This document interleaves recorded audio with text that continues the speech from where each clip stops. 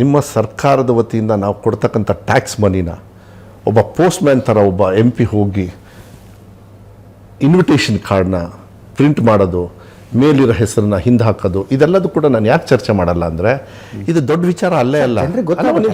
ಬೇಡ, ನಾನು ಯಾಕೆ ಮಾತಾಡಬೇಕು? ನಾನು ಯಾಕೆ ಮಾತಾಡಬೇಕು? ಅವ್ರು ಮಾಡೋ ಹೊಲ್ಸ್ ಕೆಲಸನ ನಾನು ಯಾಕೆ ಮಾತಾಡಬೇಕು? That is my duty.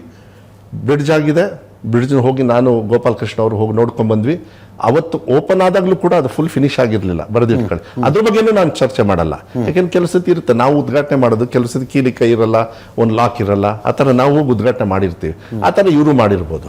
ಒಬ್ಬರು ಮುಖ್ಯಮಂತ್ರಿಗಳಿಗೆ ಮಾತಾಡಿದ ಮೇಲೆ ಅಗರ್ವನ್ನ ಮಾತಾಡದೇ ಇದ್ದಿದ್ರೆ ಬೇರೆ ಪ್ರಶ್ನೆ. ನಾನು ಐ ವಾಸ್ ದೇರ್, ನಾ ಹಿಂದಿನ ದಿವಸ ಹೊರಟೆ. ಆಮೇಲೆ ಪಾಪ ಸತೀಶ್ ಜಾರಕಿಹೊಳಿ ಅವರು ಮತ್ತು ಗೋಪಾಲಕೃಷ್ಣ ಅವರು ಹೊಡಕರೆಲ್ಲ ರೆಡಿಯಾದರು.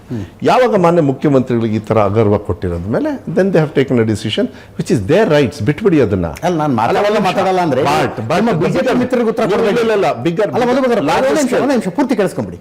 ನಿಮ್ಮ ಬಿಜೆಪಿ ಮಿತ್ರರಿಗೆ ಉತ್ತರ ಕೊಡಬೇಕಾಗಿಲ್ಲ ನೀವು. ಅಲ್ಲಿನ ಜನ ನಾನು ಉತ್ತರ ಕೊಡ್ತೀನಿ ಅವರಿಗೆ. ಅಲ್ಲ, ಕೊಡಬೇಕಾಗಿಲ್ಲ ನೀವು. It is your decision. But ಜನರಿಗೆ ಉತ್ತರ ಕೊಡಬೇಕಾಗಿದೆ ನಿಮ್ಮ ಜವಾಬ್ದಾರಿ. ನಾನು ಜನರಿಗೆ ಉತ್ತರ ಈಗ ಕೊಡ್ತಾ ಇದ್ದೀನಿ.